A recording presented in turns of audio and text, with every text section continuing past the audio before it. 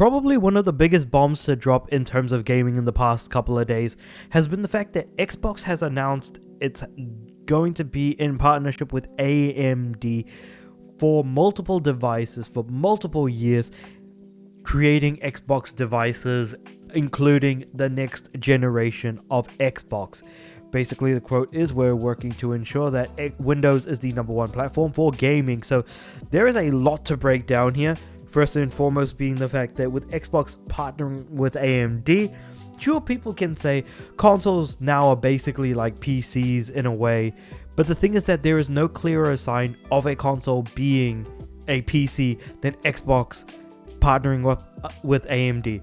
The reason why I'm talking about when I say when it comes to the console race that Xbox has just completely given up and bowed out is the fact that rather than competing with consoles, I guess Xbox wants to compete with PCs? I don't know. But basically it feels like they're going to be making more of like a PC device because it's going to be running Windows rather than some Xbox OS. And you might be thinking, Windows.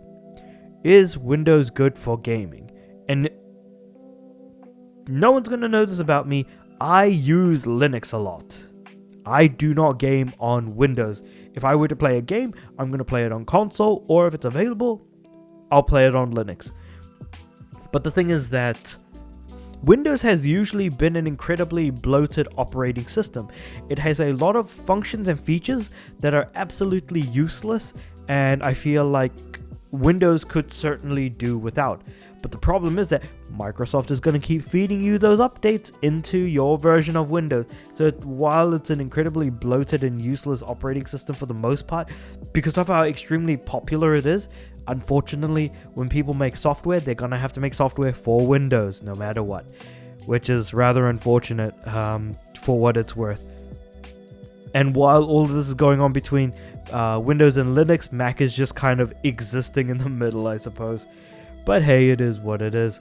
So, Microsoft Gaming has announced a multi-year partnership with AMD to co-engineer silicon across a portfolio of devices, including the next generation Xbox. So basically, I'm going to be doing a lot of reading, but basically, this is the statement from Xbox boss Sarah Bond. So, this is going to be a lot of marketing speak, so stick with me.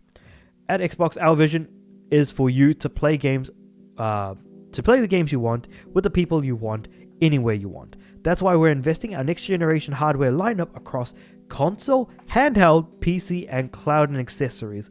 It's interesting that she says this because I'm going to interject throughout, but console, sure, I feel like they've kind of given up the rat race on that one by making it more of a PC. Handheld, which is basically a handheld PC. PC, because PC is a PC. Cloud, because cloud computing is a PC on a virtualization platform, and accessories that are also used on PCs. So I would rather them say, it's going to sound really dumb, hardware lineup across PC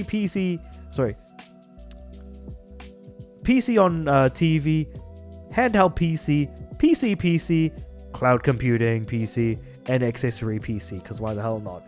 That sounds extremely stupid, but it does kind of make sense when you really think about it. Alright, moving on to the next part of her statement. I am thrilled to share we've established a strategic multi-year partnership with AMD to co-engineer silicon across a portfolio of devices, including our next generation Xbox consoles, in your living room and in your hands. I'm gonna be completely honest, like, this generation has kind of been a complete wash, and some of the best games that we've gotten, like Expedition 33, have mostly been multi-platform titles that just feel like significantly better PS4/Xbox One games that we probably could have gotten previously. But hey, you know, it is what it is. We are where we are. The gaming industry will continue to gaming industry. Together with AMD, we're advancing the state of art in gaming silicon to deliver the next generation of graphics innovation to unlock a deeper level of visual quality, even though that's not the most important thing in the world. Jesus Christ. And immersive gameplay and player experience enhanced with the power of AI. AI. Okay, moving on. All while maintaining compatibility with the existing library of Xbox games. Okay. There was a lot in there. So, first and foremost, next generation of graphics innovation. Games look damn good now. I don't think there's any reason to need to improve on that, considering that games look plenty good now. It's just that games aren't fun or feature filled or rich with content as much as they used to be in the Xbox 360 PS3 generation, or God forbid anybody want to try and bring up the original Xbox PS2 and GameCube generation. I'm just saying, you know, it is what it is. We are where we are. Sure, we got worse like bad games back then, but hey, sometimes playing a bad game is incredibly refreshing, because instead when we get bad games, it's because they're so undercooked and underdeveloped to the point where they're missing way too many functions and features, rather than it being more like a mind's eye, which I would have liked to see more of. But I digress. So, immersive gameplay. Sure, you do you, I suppose. And this next one hurts me to my very bone. Player experiences enhanced with the power of AI. So, we have random generation in games. That's why we have games that are referred to as roguelite or roguelike. Now, imagine if it was an AI that was controlling, or like there was a built-in sort of, you know, AI use case of, you know, some AI actually randomly creating levels, enemies, and whatever have you in the game itself. Random generation is all well and good in games, but nothing will beat a purely handcrafted experience. Handcrafted experiences are some of the best in the world. So why on earth would anyone looking at this consider that random generation or the use of AI for random generation around player experience in games be a good thing, when we've kind of lost the plot with roguelikes and roguelites to begin with, and some of the best roguelike games have been deck builders basically. I don't know, it's just something worth considering, because when you consider a deck of cards, if you shuffle that deck, you are going to get different cards, even if you put the same cards in the deck each time, because you need to use the cards that you get in order to get to your main playmakers that are in your deck somewhere. Whether it be you use searches or tutors to get to those. Anyway, I'm getting on card game terminology, alright? We'll kind of leave it at that, but hopefully I kind of made my point across.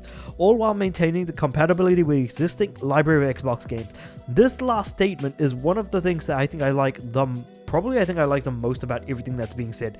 As much snarkiness as I want to give, the fact that you have a library of games and you can keep moving that library with you as time goes on is good.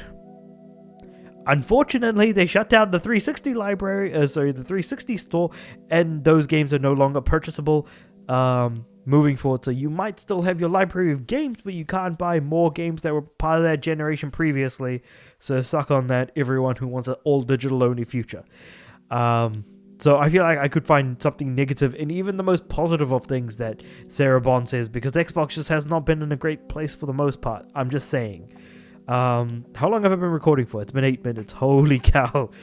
I'm full of a lot of snarkiness today, so let's keep that moving. Oh, well, I mean, there's not much more to the actual article from what I can see here.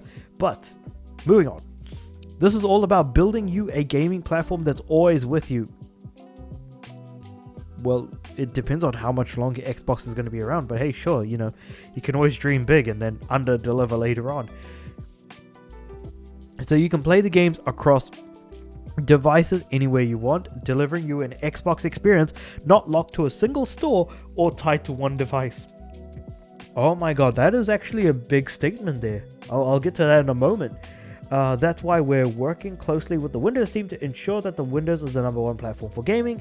The next generation of Xbox is coming to life, and this is just the beginning. We can't wait to show you what's next. Now, the big thing here in this paragraph is easily... Well, let's actually talk about games you want to play on any device. Unfortunately, I think PlayStation really dropped the ball here, because PlayStation started this originally. So I had a game called Knit Underground. I'll actually look it up, because it's K-N-I-T-T Underground. This game released for PS3 and Vita.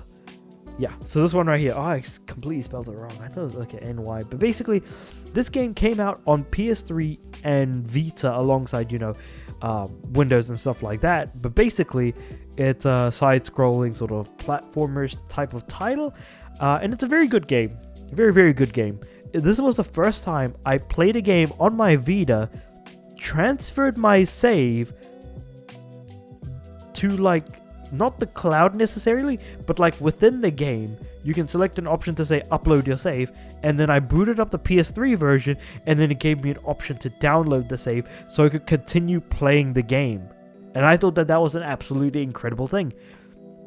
Unfortunately though, because PlayStation doesn't really do much in the way of handhelds anymore, that option is no longer available in certain games like Sound Shapes, for example, where if you earn the platinum on one platform, whether it's PS3, PS4 or Vita, you could upload your save to the cloud, download it to another platform, and then you could completely pop the entire group of trophies for that other platform completely if you wanted to do that.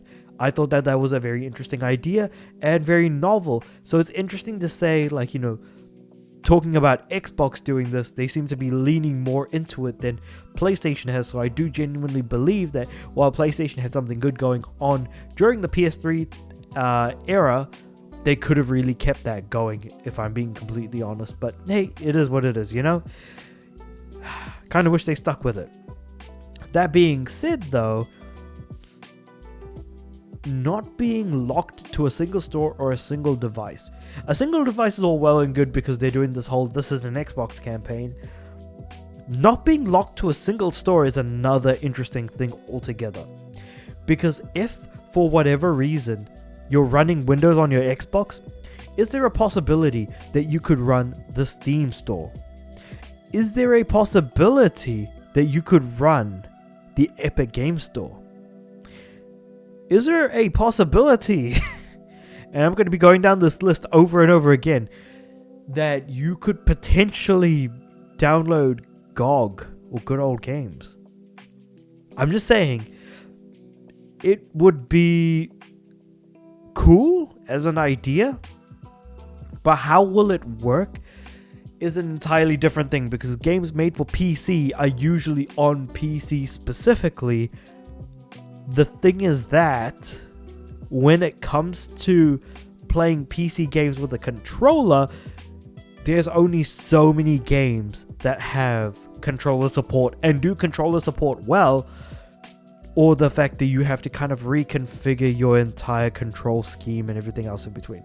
There's a lot of work that kind of needs to be done. So it really does kind of make me wonder, what is the implementation of Windows going to look like from an Xbox base when they talk about multiple platforms and stores that you have access to?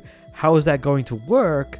And also, what games are going to be available on each platform, or each store rather, that you can play on the platform of your choice, and whether or not it's going to work the way in which you want it to. There's a lot of questions up in the air. There's a lot of ways in which it could work, a lot of ways in which it couldn't work, but I am sitting here kind of scratching my head, thinking to myself, what is that future going to ultimately look like? I'm interested to see how things go on the Xbox side, because I kind of wish they did better with the console race, but I guess they just were out-competed by PlayStation in that sense, so they have to change the rules so immensely to the point where it no longer reflects the way in which the game was played previously. So yeah, I mean, I guess you do you, Xbox. We'll have to wait and see how things go on their end. But with all of that being said, however, let me know what you guys think about everything that I've mentioned in the comments below. And you can just talk about anything that I mentioned, because I feel like I've kind of gone down like this whole sort of mental breakdown of a post by Gematsu about Xbox and AMD kind of going down the path of making a multi-year and possibly multi-generational partnership. Who knows? But with all of that being said, however, like I said, let me know in the comments below. Like the video if you liked it, subscribe to the channel. I'm aiming for 500 subs by the end of the year. And with all that being said, I do upload every day, so I'll see you guys tomorrow.